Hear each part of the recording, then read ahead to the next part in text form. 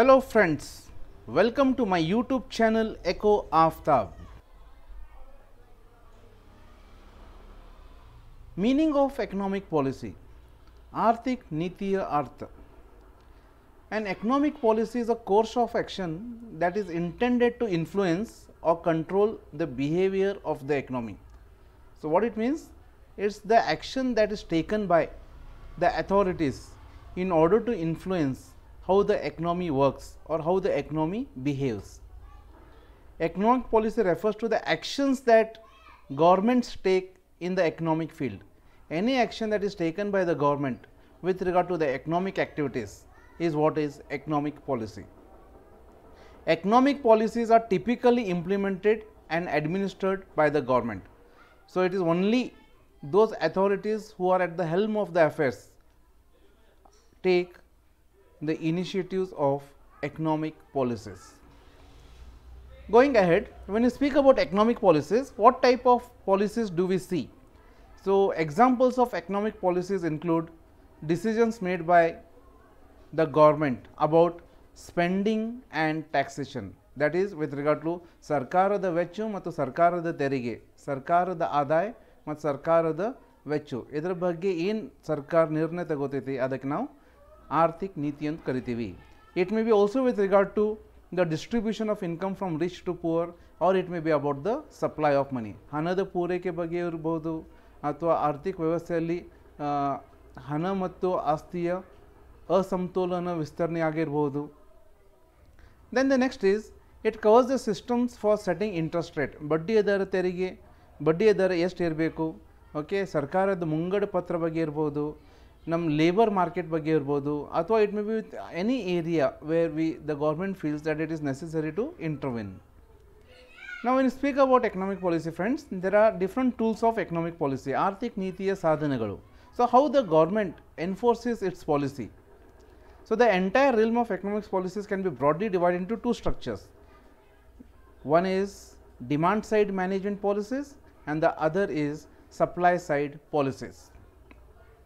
Now, what is this demand side policies? So, when I speak about demand side policies ಅಥವಾ ಬೇಡಿಕೆ ಬದಿಯ ನಿರ್ವಹಣಾ ನೀತಿಗಳು, demand side economics refers to Keynesian economists' belief that demand for goods and services drive economic activity.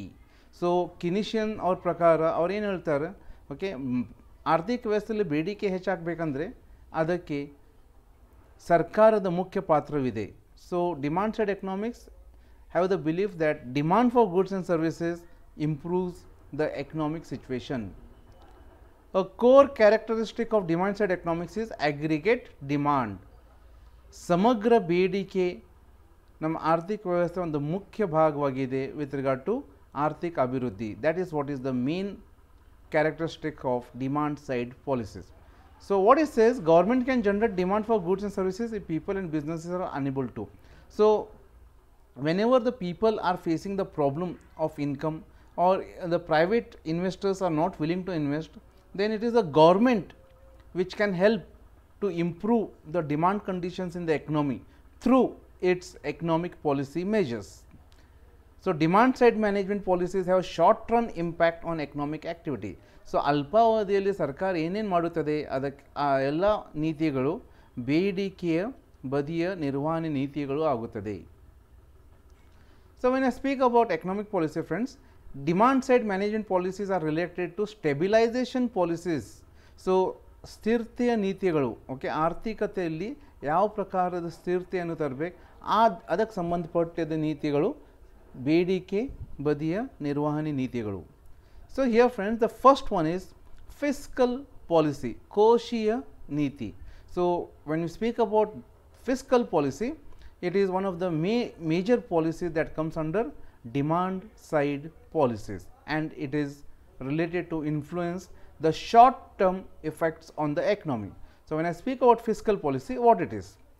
Fiscal policy is a policy wherein government uses its taxes and expenditure policy to produce desirable effects on income, output and employment, and avoid undesirable effects on income, output and employment. So, here when we speak about economic growth, when we speak about the welfare of the economy, it all depends upon three important things which are correlated to each other, and that is the income that is produced in the country, or it may be the output that is produced in the country, or it may be with regard to the quantum of employment. So, this thing, any policy which wants to improve or wants to produce desirable effects on income, employment and output, and avoid undesirable effects on income, employment, output, is what is fiscal policy. How does the government does this thing? So, fiscal policy, we can say it also refers to the use of government spending and tax policies to influence economic conditions. ಸರ್ಕಾರದ ವೆಚ್ಚ ಮತ್ತು ತೆರಿಗೆ ನೀತಿಗಳು ಏನಿದೆ, ಆ ಸರ್ಕಾರದ ತೆರಿಗೆ ಮತ್ತು ವೆಚ್ಚದ ನೀತಿಗಳಿಂದ ನಾವು ಆರ್ಥಿಕ ಅಭಿವೃದ್ಧಿ ಮಾಡಬಹುದು. ಸೊ ಇದಕ್ಕೆ ನಾವು ಕೋಶೀಯ ನೀತಿಗಳು ಅಂತ ಕರಿತೀವಿ. Fiscal policy is largely based on ideas from John Maynard Keynes, who argued governments could stabilize the business cycles and regulate economic output. So, macroeconomics, the father of modern macroeconomics, John Maynard Keynes, he has said that he has given more importance to fiscal policy, and fiscal policy is nothing but intervention of the government in all the aspects of the economy with regard to what should be the rate of tax, how much amount should be spent, whether the tax rate should be increased or decreased, whether the expenditure of the government should be increased or decreased. All these decisions taken by the government with regard to taxes, it may be direct and indirect taxes, or with regard to expenditure, it may be for developmental expenditure or non-development expenditure, it may be with regard to planned expenditure or non-planned expenditure. All these things comes under fiscal policy. Then the next is that comes under demand side management policies, or short run, having the short run impact on the economy, is monetary policy. So, the moment I say monetary policy, it is related to money. So, monetary policy is the macroeconomic policy laid down by the central bank. So, if fiscal policy is laid down by the Ministry of Finance, Finance Ministry, the monetary policy is taken care by the central government. It involves management of money supply, ಹಣದ ಪೂರೈಕೆ ಎಷ್ಟು ಇರಬೇಕು, interest rate, that is ಬಡ್ಡಿಯ ದರ ಎಷ್ಟು ಇರಬೇಕು, and is the demand side economic policy use by the government to achieve macro economic objectives. ಯಾವ ಪ್ರಕಾರದ ಸಮಗ್ರ ಆರ್ಥಿಕ ವ್ಯವಸ್ಥೆಯ ಗುರಿಗಳು? ಒನ್ ಈಸ್ ಹಣದುಬ್ಬರದ ಪರಿಸ್ಥಿತಿ, ಅತಿ ಪ್ರಸರಣ ಅಥವಾ ಅನುಪ್ರಸರಣ, it may be with regard to consumption, okay, ಸಮಗ್ರ ಅನುಭೋಗ, it may be with regard to growth, ಆರ್ಥಿಕ ಅಭಿವೃದ್ಧಿ, or it may be with regard to liquidity in the money. Now, when we speak about this thing, the second part is ಪೂರೈಕೆ ಬದಿಯ ನೀತಿಗಳು, that is supply side policies. Supply side economics is relatively new term which came into use in the mid 1970s as a result of the failure of Keynesian demand side policies in the US economy, which led to stagflation. So, here it is said that supply side economics is a new term, but one thing to be noted over here, friends, supply side economics is the classical economics where JB Say said supply creates its own demand. You do not worry about the demand, you provide the goods, automatically people will demand that. That is what is the logic. So, macroeconomics, which the foundation which was laid by John Maynard Keynes, it failed terribly in 1970s when the US economy was facing stagflation. What is stagflation?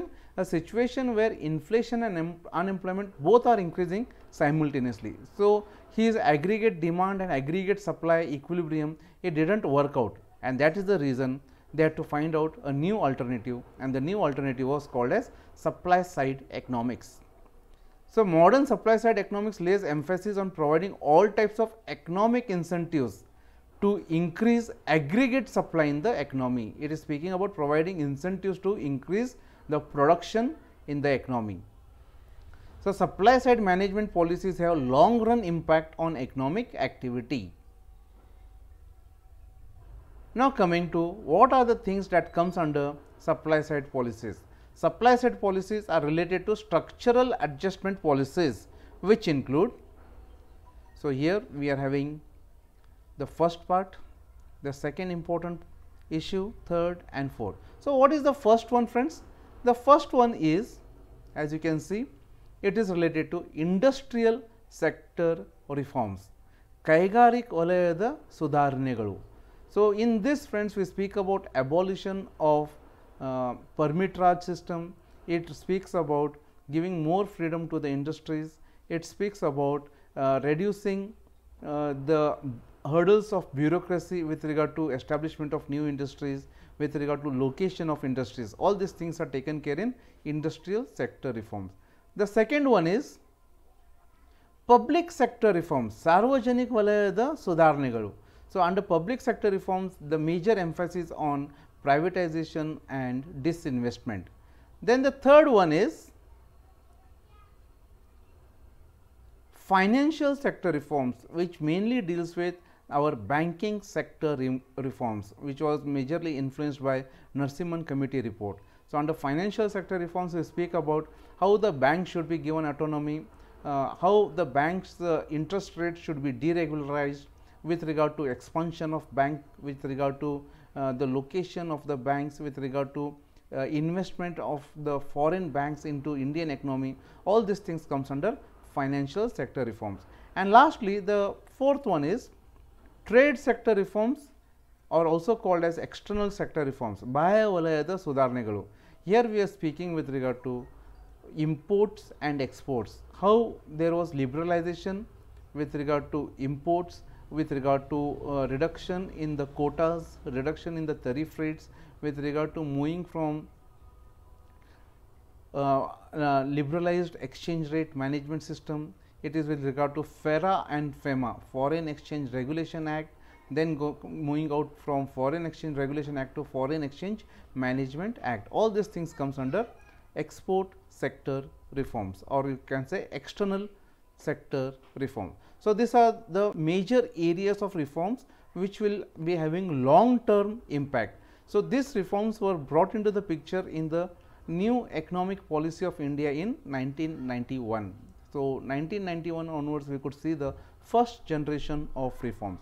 So, friends, to sum up, all these different reforms, different sector reforms includes something called as LPG policy, that is introduction of liberalization, privatization and globalization in all the above sectors is what is giving us the supply side policies which are having long term effect on the economy.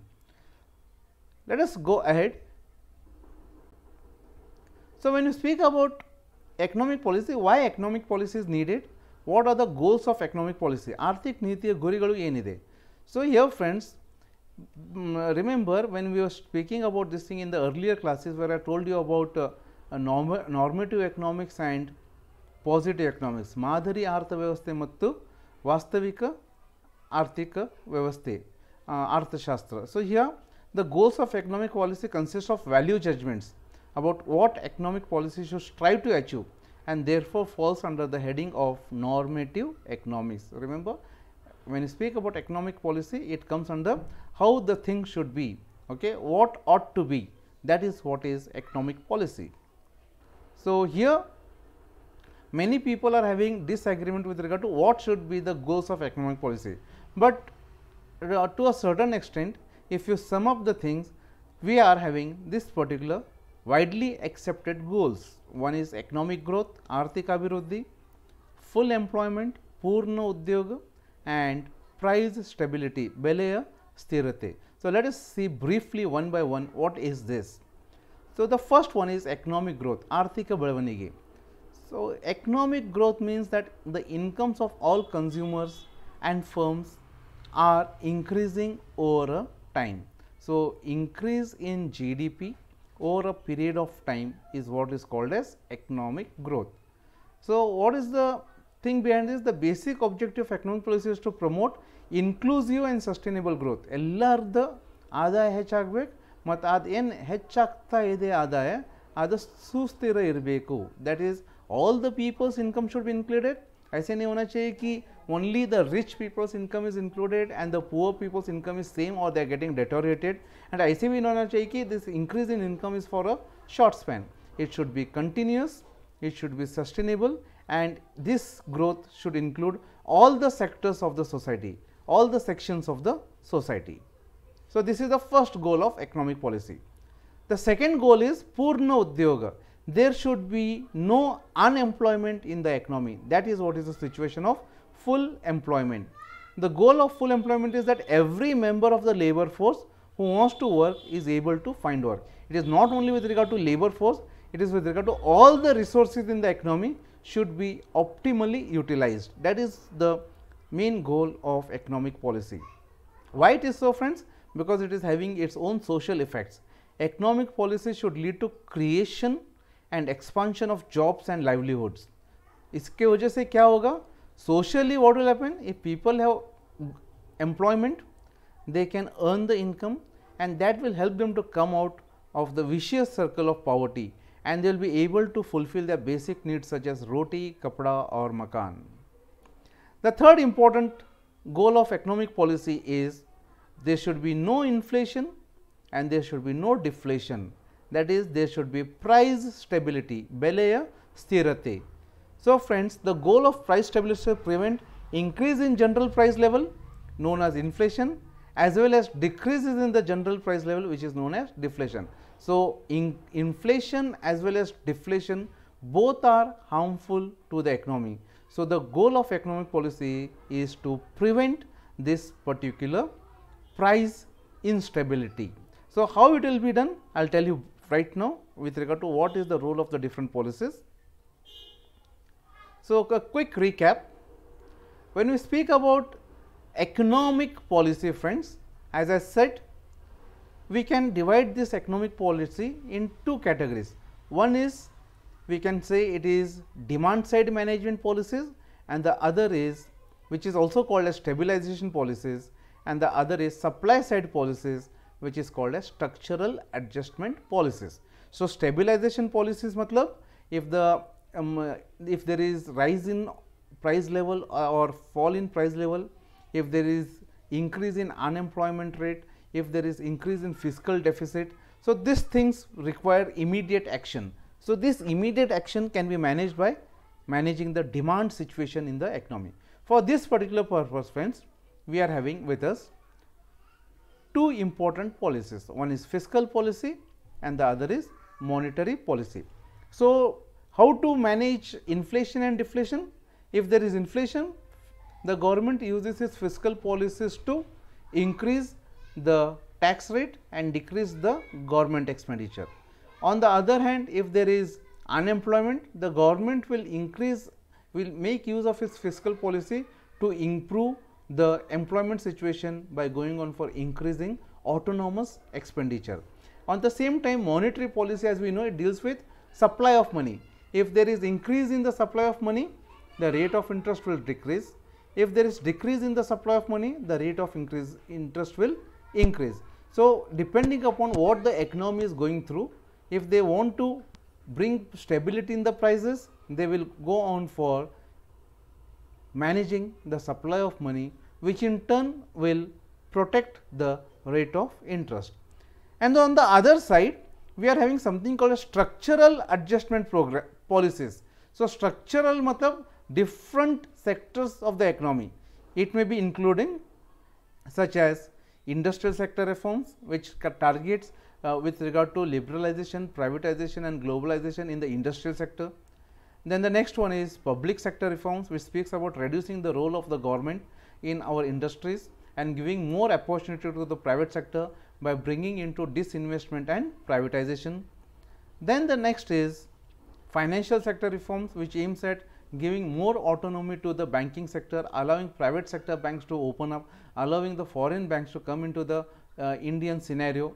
And then comes the external sector reforms, which speaks about how to globalize, how can we go on for globalization, reducing the restrictions in international trade, involving all the countries in multilateral trade agreements. All these things comes under external sector reform. And friends, as I said, all these things, when you speak, we can divide these policies as short run impact policies, that is demand side management policies, and supply side policies are having long run impact. So, this is how the economic policy is working. So, friends, economic policy plays a very important role in achieving the objectives that is set by the government. It may be short run objectives, medium term objectives and long term objectives with regard to economic achievements. So, with this, friends, I stop my class. So, friends, the books that I have referred is Indian Economics by Rudrarathan, KPM Sundaram and by Ashwathappa. So, Thank you very much friends for being with me, for being with Understanding Economics with Professor Aftab. Thanks for watching. So till my next class, stay happy, stay blessed. So see you, tata, bye bye.